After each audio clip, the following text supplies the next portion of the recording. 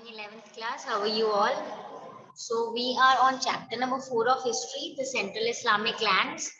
हमने इस चैप्टर का इंट्रोडक्शन ले लिया था, हमने देख लिया था व्हाट इज द लोकेशन जहाँ पे इसके बारे में हम पढ़ेंगे, जो एरिया लोकेटेड है, कौन से सोर्सेज हैं जो हमें इस टाइम पीरियड के बारे में बताते हैं. Then we talked about prophet Muhammad, rise of Islam, and then as a faith community and also as a political power.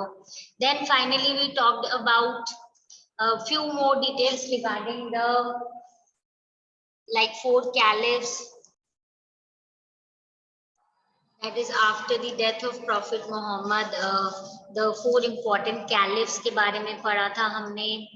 And then in our previous class we talked about the Umayyads and the Abbasids. Okay, तो कैसे उन्होंने इसको strong बनाया, basically कुछ नई चीजें लाए, hereditary वाला इन्होंने स्टार्ट किया, जिससे कि so that there are the problems relating to succession जो है वो कम हो जाए.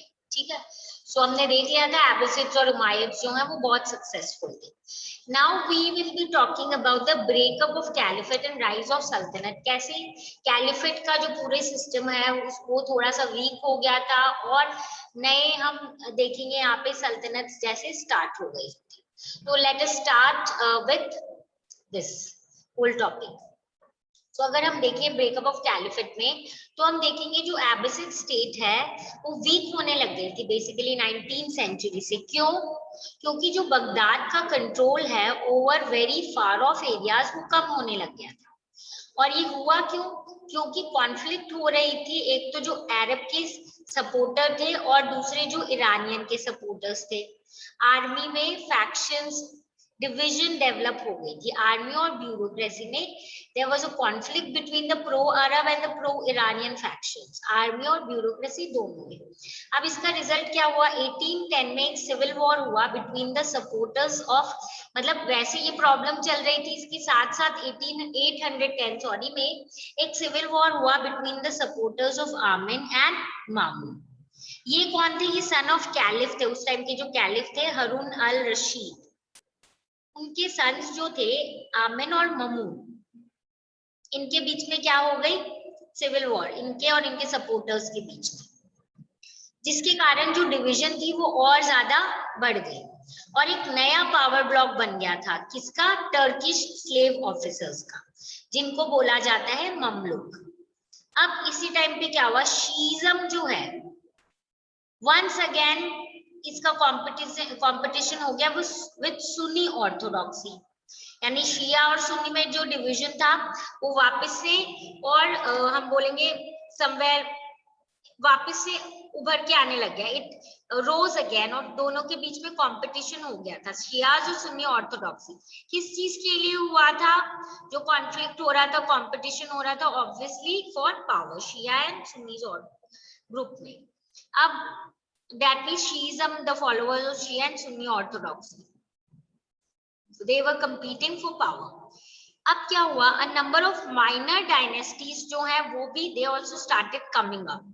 for example ताहिरिड्स, सामानिड्स खुरासन में, ट्रांसऑक्सिनिया जो कि बेसिकली एरिया है तुरान या फिर जो ऑक्सिस रिवर है उसके आगे वाला लैंड. ठीक है, सो यहाँ पे हम देखेंगे minor dynasty as I said, Tahirids, Samanids in Khurasan and Transoxiana. ठीक है, अब इसके अलावा और कौन थे? Tulunids in Egypt and Syria.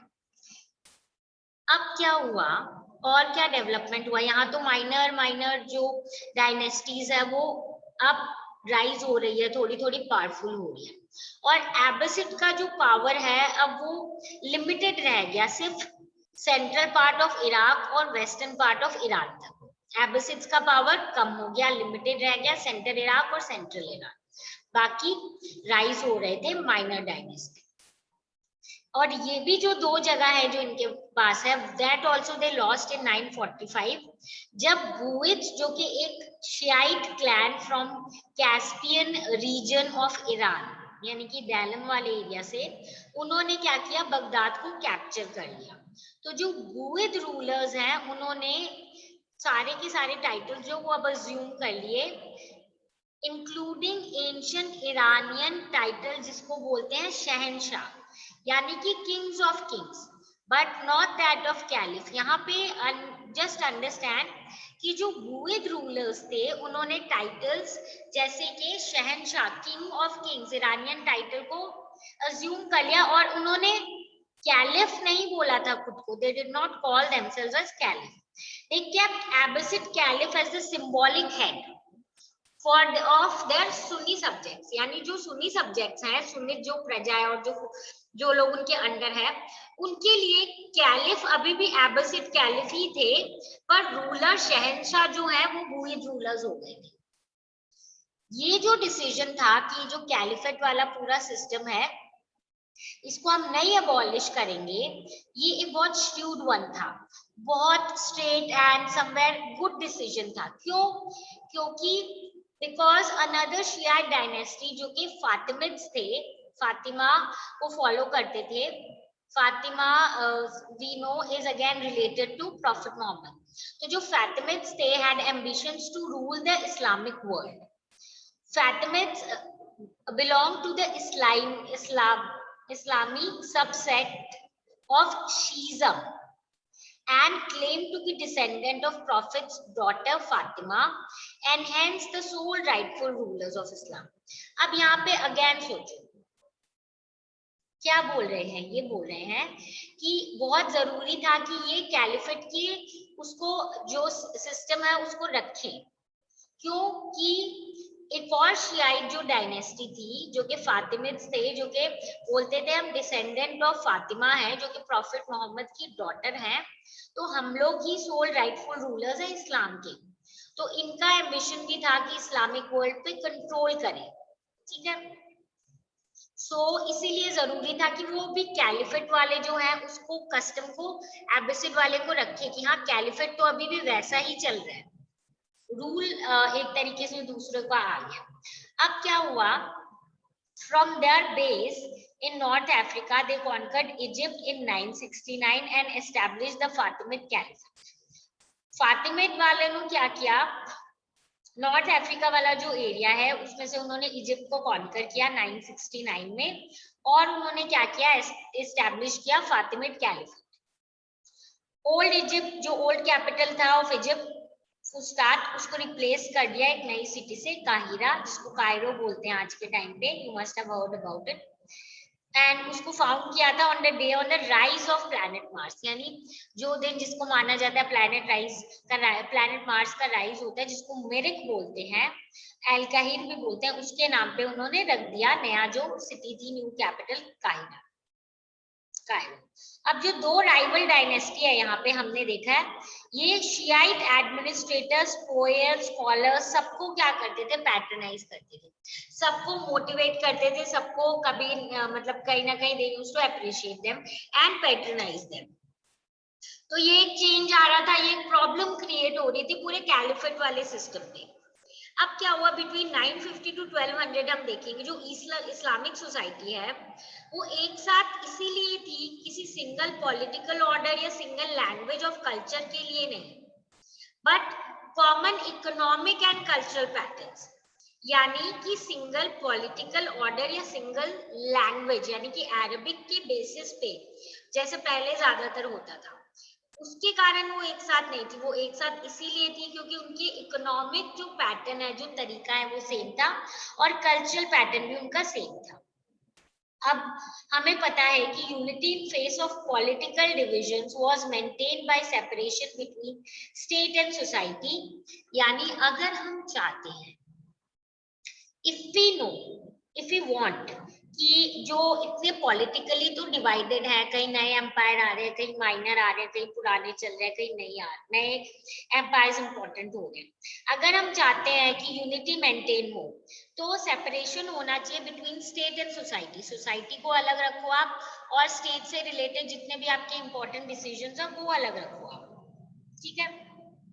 अब क्या हुआ? Development of Persian as a language of Islamic high culture हुआ, पर्शियन डेवलप हो गई as a language Islamic high culture की।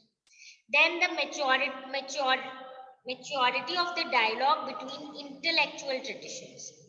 क्या मतलब इसका? पर्शियन को एक तो लैंग्वेज बना लिया जब मैं बोल रही हूँ कि हाई कल्चर, दैट मीन्स जो इंटेलेक्चुअल लोग हैं, इंटेलेक्चुअल जो ट्रेडिशन है वो डिस्कस कर रहे हैं, कोई भी इंपॉर्टेंट चीज डायलॉग के फॉर्म में बात कर रहे हैं, तो वो पर्शियन लैंग्वेज में होगी, ठीक है।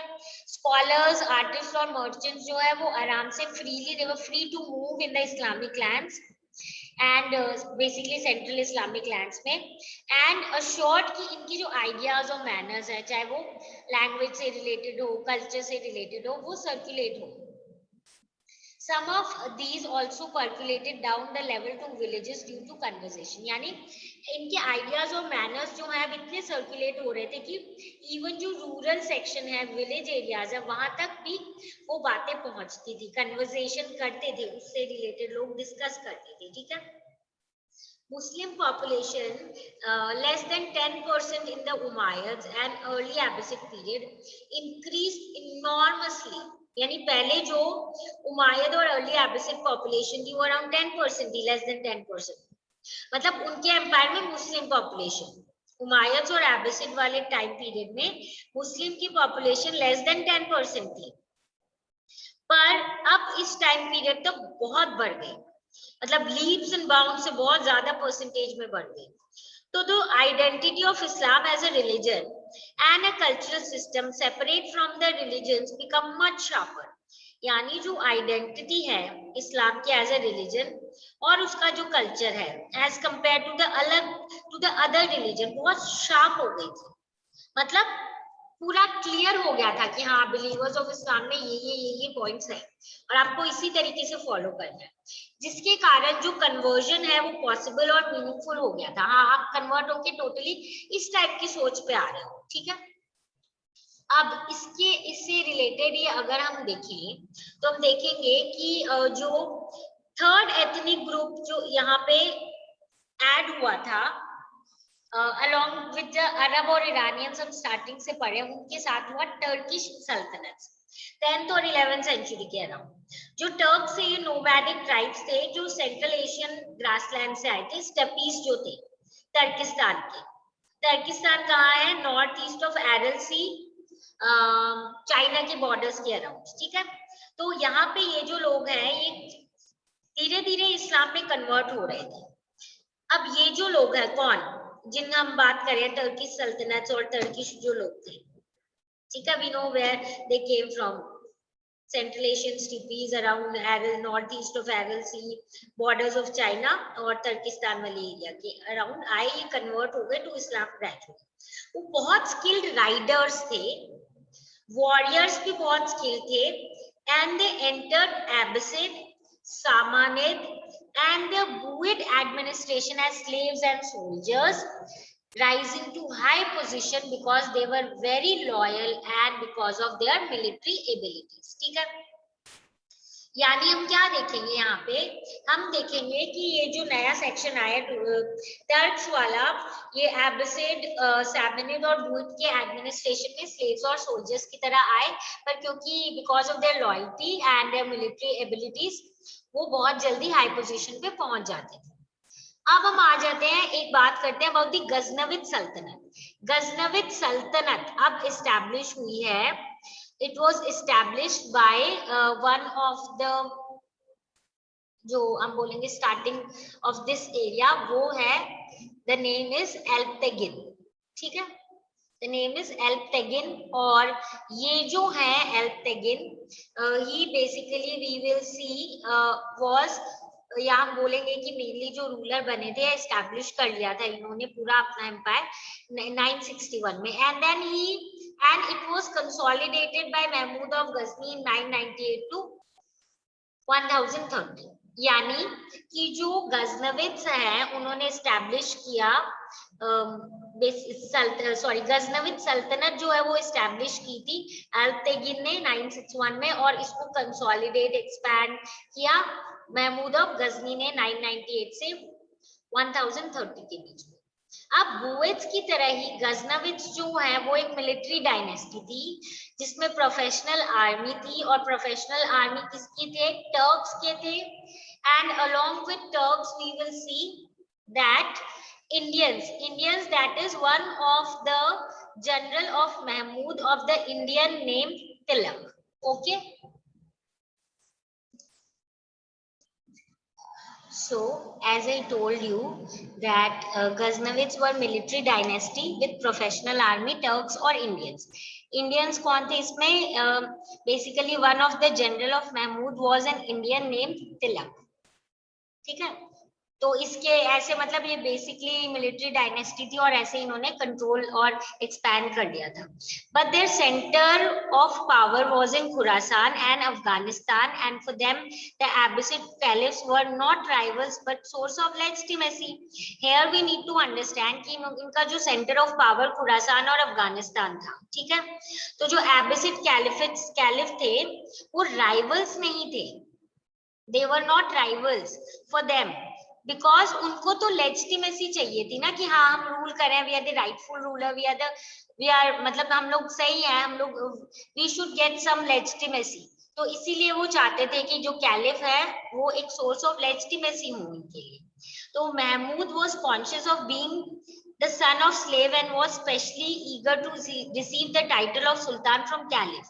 And the Caliph was willing to support the Sunni Ghaznavid as a counterweight to Shiite power. अब देखो, there is certain type of complex relationship that is going on. हम बोलेंगे एक टाइप की legitimacy. यहाँ पे महमूद जो है, he was son of slave, तो वो चाहते थे कि मुझे टाइटल मिले सुल्तान का, कैलिफ से मिले, ठीक है. और कैलिफ उनको इसलिए सपोर्ट कर रहे थे बिकॉज इधर शियाइट पावर पावरफुल हो रहा है, तो वो चाहते थे कि सुन्नी गजनविद को वो लोग क्या करें, क्योंकि वो उनको एज कैलिफ इंपॉर्टेंस दे रहे हैं, तो वो उनको एज सल्तनत मतलब सुल्तान इंपॉर्टेंस दे दे, यानी एक दूसरे का कहीं ना कहीं सपोर्ट कर रहे हैं. बट जो महमूद है वो लोग चाहते थे कि वो कैलिफ उनको टाइटल दे और कैलिफ भी उनको सपोर्ट कर रहे थे. अब क्या हुआ, जो Seljuk Turks, they entered Turan as soldiers in the armies of Samanids and Karakhandis, that is non-Muslim Turks from the further east. इसका मतलब है जो सल्जुक टर्क्स हैं उन्होंने एंटर किया कहाँ पे, तुरान, सोल्जर्स की तरह, as soldiers in the army. किसकी आर्मी में? सैमनिड्स और काराखानिड्स, नॉन मुस्लिम टर्क्स थे जो फर्दर ईस्ट से आए थे. They later established themselves as powerful group. उन्होंने अपने आप को powerful group के फॉर्म में establish कर दिया under leadership of two brothers. और ये two brothers कौन थे? तुगरिल और चगरी बेग, ठीक है, तुगरिल एंड चगरी बेग. ये जो पूरा chaos हो रहा था ना, इस चीज का advantage, taking the advantage of the chaos. कौन सा chaos? जब महमूद ऑफ गजनी की डेथ हो गई थी तो उस एरिया में पूरा chaos हो रहा था, तो इसका एडवांटेज किसने लिया? Taking advantage of the chaos after the death of Mahmud of Ghazni, the Seljuk जो है उन्होंने फायदा उठाया, उन्होंने कॉन्कर कौन सी एरिया कर ली? खुरासान. कब की? 1037 में. फिर उन्होंने एक एरिया है निशापुर जिसको अपना फर्स्ट कैपिटल बना दिया, ठीक है. ये एक इम्पोर्टेंट पर्शियो इस्लामिक सेंटर है ऑफ लर्निंग और ये एक्चुअली में बर्थ प्लेस है of Omar Khayyam. Okay, so this place Nishapur is an important Islamic center, Persian Islamic Persian Islamic center of learning, and it is the birthplace of Umar Khayyam. तो अब सल्जुक्स जो conquer किया खुरासान था 1037 में, इन्होंने क्या किया? निशापुर को अपना फर्स्ट कैपिटल बना दिया. अब हम देखते हैं कि जो सल्जुक्स है, the Seljuks next turned their attention to the Western Persia and Iraq. जहाँ पे बुइज रूल कर रहे थे वहां पे उनका ध्यान हुआ कि पर्शिया और इराक की तरफ. एंड 1055 में restored Baghdad to Sunni rule. उन्होंने क्या किया? बगदाद को सुन्नी रूल वापस सुन्नीस के अंदर आ गया. अब जो कैलिफ थे अल-केम, ठीक है, कौन? Al Qaim. He conferred, he granted Tughril Beg the title of sultan, क्योंकि उन्होंने उनको हेल्प किया रिस्टोर करने में, इंपॉर्टेंस देने में. तो कैलिफ जो है एल केम, उन्होंने तुगरिल बेग को बोल दिया कि आप सुल्तान, टाइटल ऑफ सुल्तान दे दिया, in a move that mark separation of religious and political authority. तो इससे क्या हुआ भाई? पॉलिटिकल रूल अलग है, सुल्तान के अंदर जो रूलर है उसके अंदर, और कैलिफ अपना अलग से चल रहा है, रिलीजियस और पॉलिटिकल अथॉरिटी अलग हो गई. अब ये जो दो सल्जुक ब्रदर्स है, इन्होंने रूल किया साथ में इन अकॉर्डिंग टू जो ट्राइबल के रूल्स होते हैं, रूल ऑफ कि भाई पूरी फैमिली एज अ रूल करती है। इनके ट्राइब में ये था, ऐसे नहीं है एक इंडिविजुअल रूलर, तो पूरी फैमिली, तो इन दोनों भाई ने रूल किया। तुगरिल जो है 1064 में ही वो सक्सीडेड बाय हिज नेफ्यू जिनका नाम था अल्प अरसलान। ठीक है, यानी कि कौन आया नेक्स्ट, अल्प अरसलान। ड्यूरिंग अल्प अरसलान रेन सल्जुक एम्पायर जो है इट एक्सपैंडेड टू एनाटोलिया यानी कि मॉडर्न टर्की तक स्प्रेड हो गया था। ठीक है, Seljuk empire expanded till Anatolia modern Turkey. अब हम देखेंगे दैट फ्रॉम द हियर हमने इसकी बात कर ली है। हाँ, then from the 11th to the 13th century बहुत सारे कॉन्फ्लिक्ट हुए थे between Europe Christians and Arab state. ठीक है, इनके बारे में हम पढ़ेंगे अपनी नेक्स्ट क्लास में। Then at the start of 13th century जो मुस्लिम वर्ल्ड है उन्होंने देखा कि they are facing lot of problems, okay, because this was the threat from Mongols the last but most decisive of all nomadic assaults on the settled civilization। जो nomadic, जो यहाँ पे Mongols का attack होगा, that will be very very somewhere हम बोलेंगे destructive and somewhere बोल सकते हैं last but very important most decisive of all nomadic assaults। जितने भी nomadic हुए थे उसमें से settled civilization पे इन लोगों ने सबसे ज्यादा वो किया था अटैक। ठीक है, सो हम नेक्स्ट क्लास में पढ़ेंगे about the conflict between the European Christian and the Arab state, और जो कुछ और डेवलपमेंट हुई थी जिसके कारण थोड़ा सा डिक्लाइन हो जाएगा इन the Islamic states and their power। ठीक है, so with this we complete the topic of breakup of caliphate and the rise of sultanates, and we will be doing talking about the crusades in our next class, okay, and then we'll continue with the chapter. So this is it for today. Whatever we have done today, please go back through your books, and if you have any doubt relating to anything that we have covered till this date, you can come back with your problems and we'll discuss chahe koi bhi topic related to this chapter। Okay, so now meet you all in the next